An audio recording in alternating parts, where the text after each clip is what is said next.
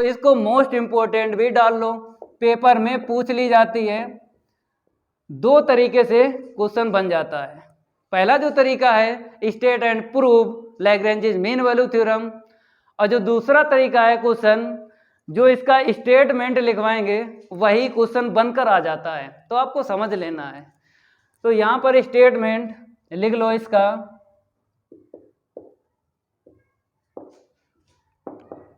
अगर हम स्टेटमेंट की बात करें, रोलेस थ्योरम, मेरे प्यारे बच्चों, रोलेस थ्योरम का जो स्टेटमेंट लिखवाया था वही यहां पे लिखा जाएगा, कुछ चेंज होगा उसको आपको समझ लेना है।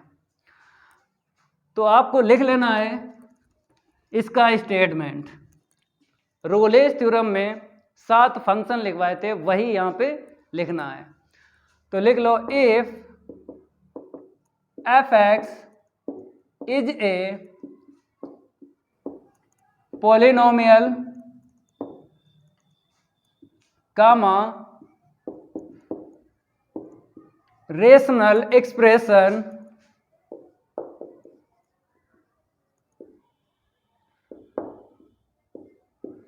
कामा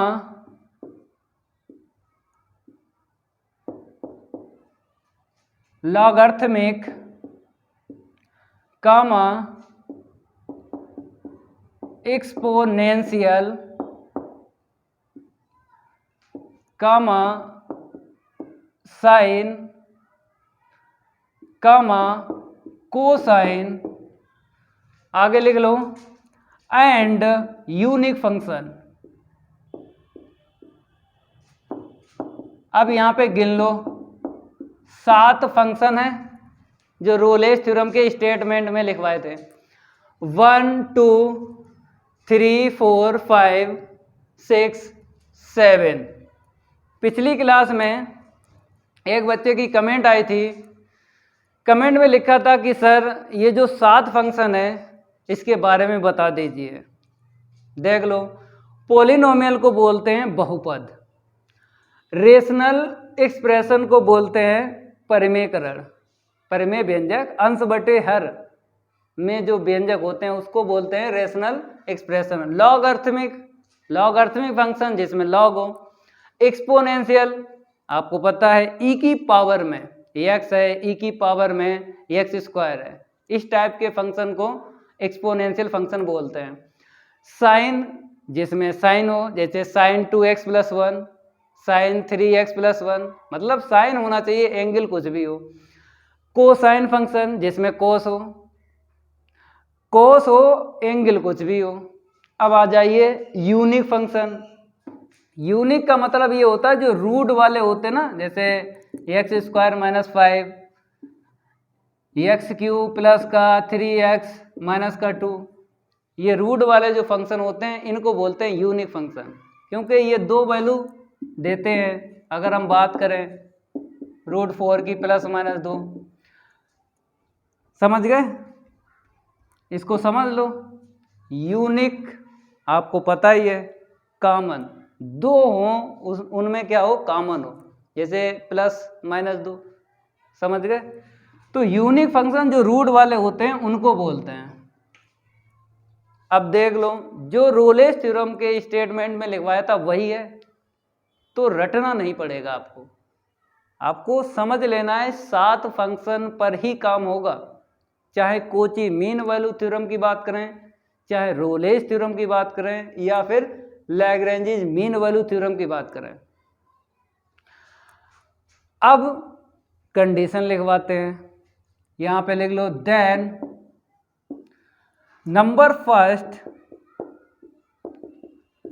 f(x) is continuous in close interval a, b।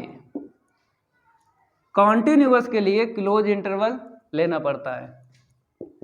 Second आ जाइए, f(x) is differentiable in open interval a, b। Differentiable के लिए ओपन इंटरवल लेना पड़ता है। मेरे प्यारे बच्चों, दो condition Lagrange's mean value theorem में होती है, ठीक है। अब लिख लो यहाँ पे ऑल कंडीशन ऑफ, शॉर्ट में क्या बोलते हैं, LMBT, तो यही लिख लो LMBT, ठीक है। चाहे आप लैग्रेंजेस मीन वैल्यू थ्योरम यहाँ पे लिख लो, चाहे शॉर्ट में लिख लो। All condition of LMBT are satisfied,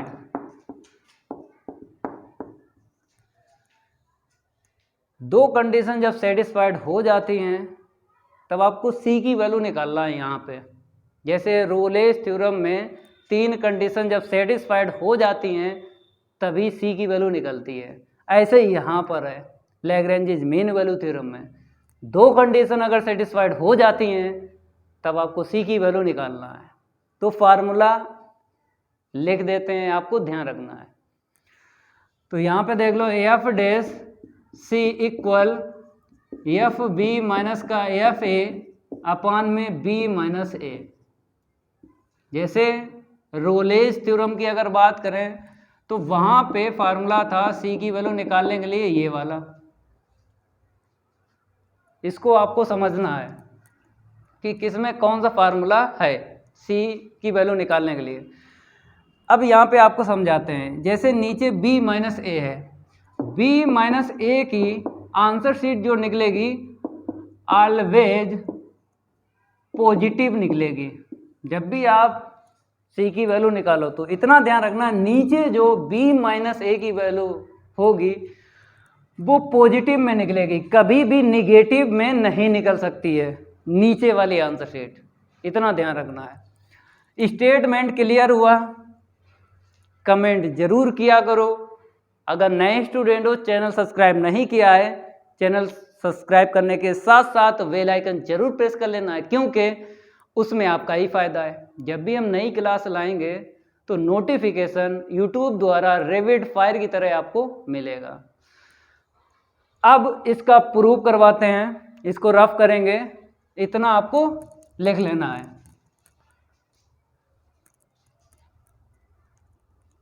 तो प्रूफ में हम आपको तोड़ बता देंगे कि कैसे इसका प्रूफ करोगे, तोड़ हम आपको सिखा देंगे, ये मेरा आपसे वादा है।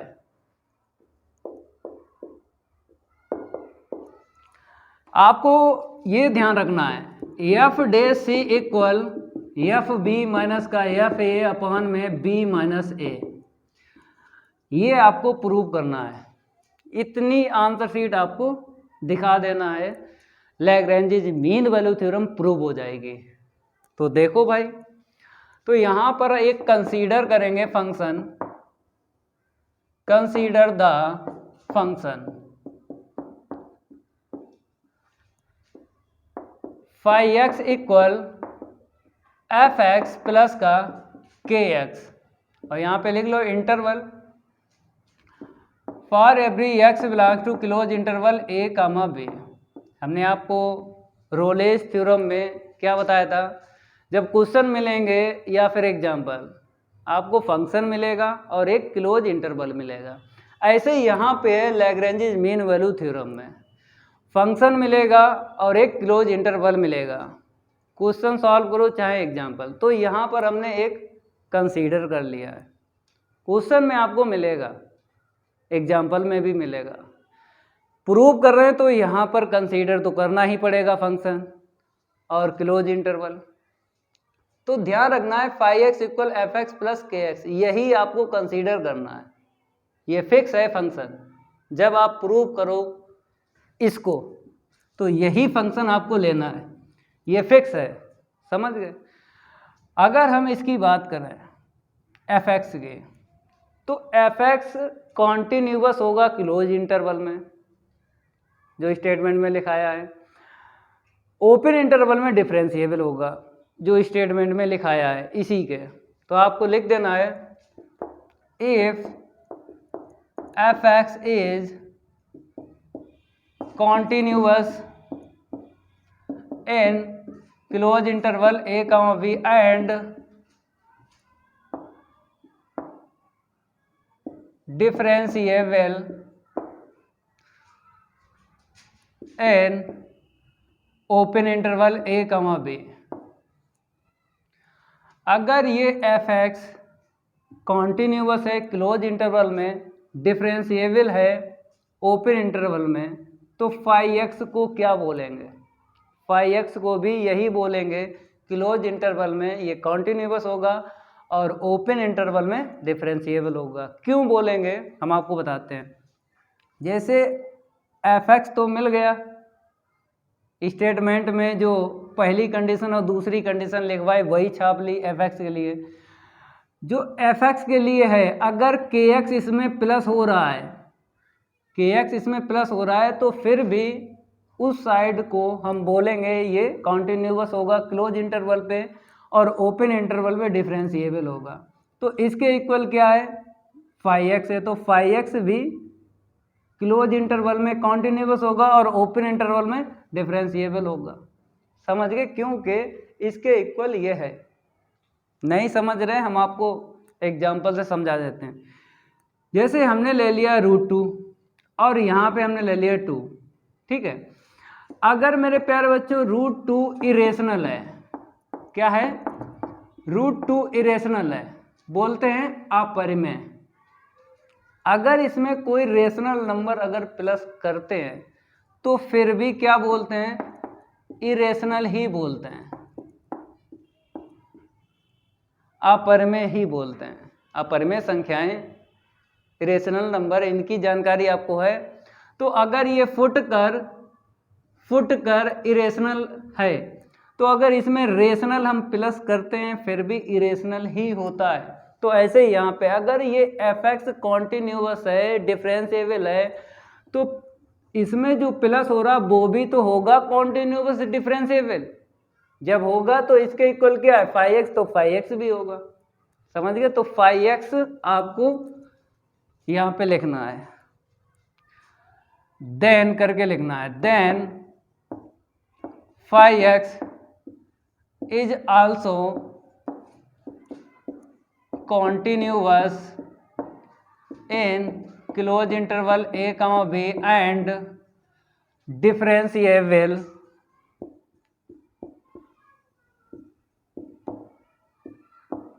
in open interval a comma b।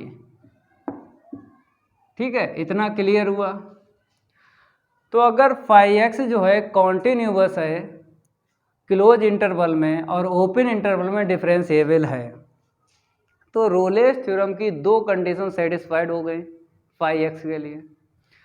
तो थर्ड कंडीशन ऑलवेज सेटिस्फाइड होती है क्लोज इंटरवल की बात करें। तो यहाँ पर आपको क्या करना है? रोलेस थ्योरम की तीनों कंडीशन यूज करना है, तभी आप एफ डे c equal f b minus f a upon b minus a prove कर सकते हो। तो यहाँ पे हम क्या लिखेंगे?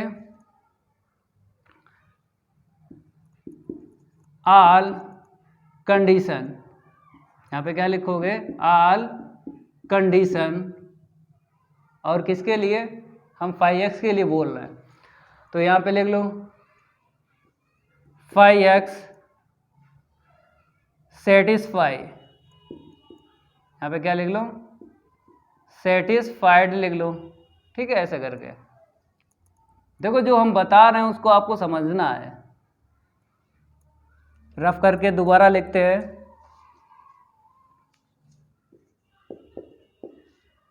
फाई एक्स इज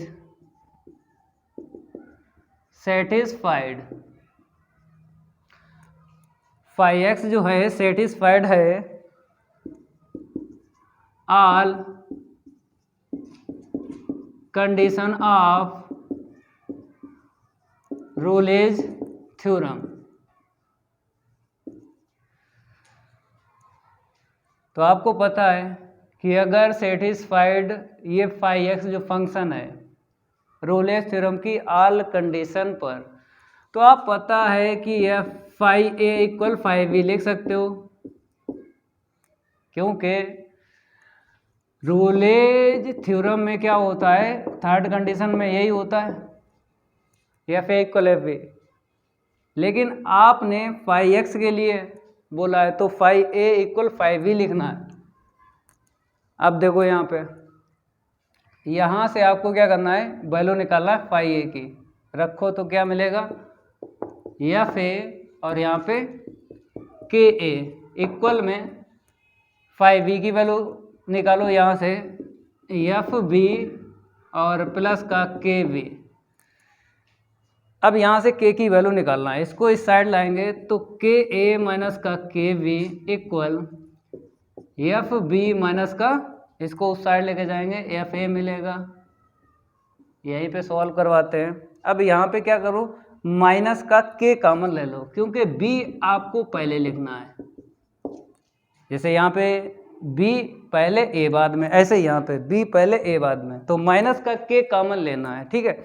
इक्वल में एफ बी माइनस का एफ ए, तो के की अगर वैल्यू निकालें तो निगेटिव मिलेगी एफ बी माइनस का एफ ए अपान में बी माइनस ए। इतना क्लियर हुआ, ठीक है। अब आपको पूरी जानकारी है। रोलेज थ्योरम में क्या होता है, तीनों कंडीशन जब सेटिस्फाइड हो जाती हैं तो एफ डैश इक्वल 0 लेके चलते हैं और सी की वैल्यू निकाल लेते हैं। ऐसे ही यहाँ पे, क्योंकि फाई एक्स के लिए रोलेज थ्योरम की ऑल कंडीशन सेटिस्फाइड है। Phi x is satisfied all condition of Rolle's theorem, तो ये कंडीशन यूज करी है और एफ डैश सी इक्वल 0 वो भी करोगे, तभी प्रूव होगा f dash c equal f b minus f a upon b minus a. तो हम क्या करेंगे, क्योंकि phi dash c equal 0, phi dash c equal 0। अब यहाँ से वैल्यू निकालो, डिफ्रेंशिएट करो और एक्स के स्थान पे सी आपको रखना है। समझ गए, ठीक है। इतना नोट करो। अब फंक्शन का यूज करके हमको फाई डैश सी चाहिए है, तो देख लो यहाँ पे कितना था, f x equal phi x equal f x और प्लस का के एक्स, यही था। चलो भाई करो भाई डिफ्रेंशिएट, तो एफ डैश एक्स के स्थान पे सी रख दो और इसका डिफ्रेंशिएट प्लस के इक्वल 0, ठीक है। तो एफ डैश सी के इक्वल क्या लिख दो, माइनस का के। अब के की वैल्यू रख दो, ये तो माइनस की है, माइनस माइनस प्लस हो जाएगा, माइनस माइनस क्या हो जाएगा, प्लस हो जाएगा। तो एफ डैश सी के इक्वल ये वैल्यू डाल दो, एफ बी माइनस का एफ ए अपॉन में बी माइनस ए। ये प्रूव करना है।